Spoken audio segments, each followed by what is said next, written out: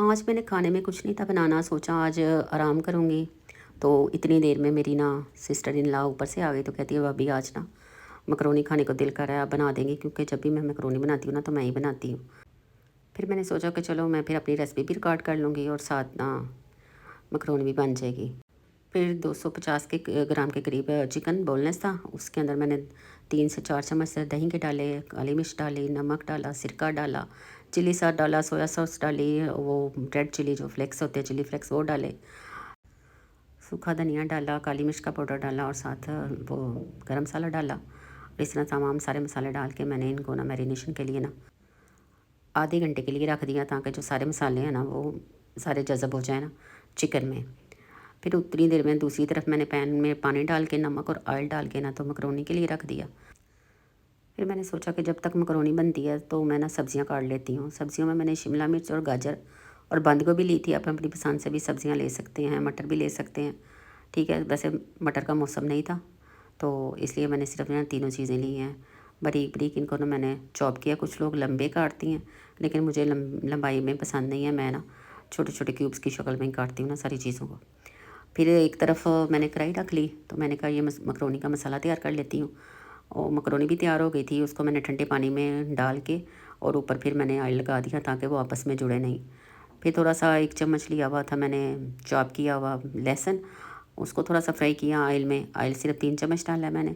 और फिर बाद में एक छोटी प्याज ली, उसको भी मैंने बारीक चॉप कर लिया था। उसको भी मैंने सिर्फ सोते सोते ही करना है, ज़्यादा हमने इसको ना ब्राउन नहीं करना। उसको जब ये हो जाएगा ना लाइट सा सोते, तो फिर हमने इसके अंदर ना वो जो चिकन मैरिनेट किया हुआ था ना वो हमने डाल देना। बस ये बड़ी आसान सी और मज़ेदार रेसिपी है, आप ये बना के ट्राई करें। क्योंकि जब भी मेरी सिस्टर ने, मैंने ज़ाहिर पूरी कराई तो नहीं ना खानी, मैं तो हम 2 अफराद हैं। मैं जब कभी बनाऊँ ना अपने लिए, अव्वल तो मैंने कभी अपने लिए बनाई नहीं है, 1-2 दफ़ा ही बनाई है। लेकिन ज़्यादातर ना वो मैं अपनी नंदों के लिए ना वो बड़े शौक़ से खाती हैं। फिर जब हमने बनानी हो ना तो हम इकट्ठे ही बनाते हैं।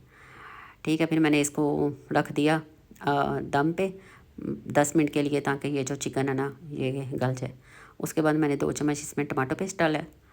अब मैंने इसमें ना 3 हरी मिर्चें लेके उन्हें चॉप कर लिया था, वो इसमें डाली हैं। क्योंकि ये बच्चियाँ ना तो ये ज़रा स्पाइसी पसंद करती हैं, और ना अदरवाइज़ बच्चे अगर खाएं तो हम इतनी ज़रा मसालेदार चीज़ें ना कम ही रखते हैं। लेकिन अभी बच्चे बहुत छोटे हैं, वो इन चीज़ों को अभी पसंद नहीं करते। ठीक है, फिर मैंने सोया सॉस, चिली सॉस और सिरका मसाले में भी डाल दिया है। ठीक है, ताकि अच्छा फ्लेवर आ जाए ना इसमें। तो फिर हमने अच्छी तरह इसको मिक्स कर लेना सारी चीज़ों को। 2 से 4 मिनट तक बस चम्मच हिलाना, ताकि ये जो हरी मिर्चें हैं ना ये सारा फ्लेवर ना ये मसाले के अंदर आ जाए। नमक डाल दिया इसमें, नमक मुझे याद नहीं था रहा मसाले में डालना, चलो इधर हम डाल लेते हैं। तो ये सूखा धनिया डाला इसमें। ठीक है, उसके बाद मैंने इसमें ये क्यूब्स की शक्ल में जो मैंने गाजरें काटी थी वो डाली हैं। उसे 2 से 3 मिनट हमने इसे फ्राई कर लेना है, ताकि गाजरें ज़रा सख्त होती हैं, उसको ना थोड़ी देर लगती है गलने में। उसके बाद हमने इसमें शिमला मिर्च डालनी है, और शिमला मिर्च तो फटाफट ही गल जाती है, दम पे भी ये गल जाएगी। सिर्फ हमने इसे अच्छी तरह 1 से 2 मिनट भी ऐसे इसे फुल आंच पे ना हमने फ्राई करना है। ठीक है, सब्जियों को हमने आंच हल्की नहीं रखनी, ये फिर बिल्कुल ना गल जाती हैं तो फिर इतना अच्छा टेस्ट नहीं आता। ये मकरोनी उबली हुई थी, ये डाल दिया हमने। तो फिर हमने इसे अच्छी तरह ना मिक्स कर लेना है, सारे मसाले में ना से 2 से 3 मिनट हमने इसे अच्छी तरह मिक्स करना है, ताकि सारा मसाला एक दूसरे के साथ ना लग जाए।